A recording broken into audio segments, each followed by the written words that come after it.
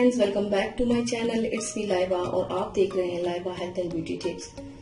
Friends, आज मैं आप लोगों के साथ एक मैजिक रेमेडी शेयर करने जा रही हूँ जो आपके चेहरे की कालेपन को दूर करेगा। साथ ही अगर आपके चेहरे पे पिंपल्स हैं, दाग धब्बे बन गए हैं तो ये नुस्खा आपके लिए बहुत ज्यादा फायदेमंद है, इसलिए इस वीडियो को लास्ट तक जरूर देखिएगा।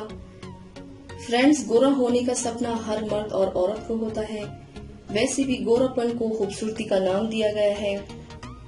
आपकी आंखें, गाल, आपके हाथ पांव या आपके जिस्म देखने में सफेद और खूबसूरती हो तो हर कोई उसे देखने के लिए तरसता है।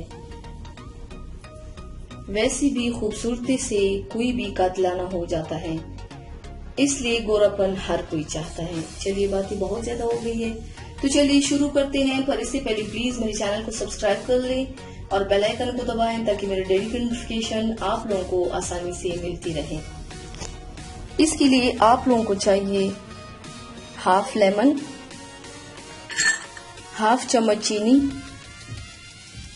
और हिमालय का ये फेयरनेस क्रीम है। आप इसकी जगह अगर फेयर एंड लवली यूज करें तो भी बेस्ट रिजल्ट देगा। आप लोगों ने आधा नींबू का रस लेना है। अब इसमें आधा चम्मच चीनी ऐड और आधा चम्मच हिमालय का फेयरनेस क्रीम ऐड करना है।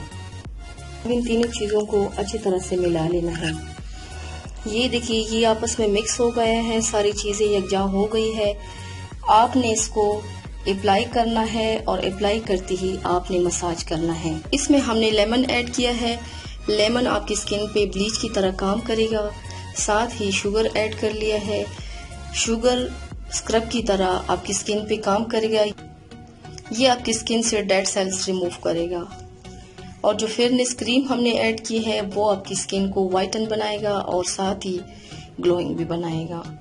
आपने इसका मसाज करना है जैसे हम स्क्रब करते हैं, स्क्रब की तरह आप लोगों ने आहिस्ता आहिस्ता मसाज करना है। मसाज करने के बाद अगर आप लोग चाहें तो 20 मिनट आप छोड़ सकते हैं, बाद में आप धो सकते हैं। अगर आप ना चाहें तो भी आप धो सकते हैं।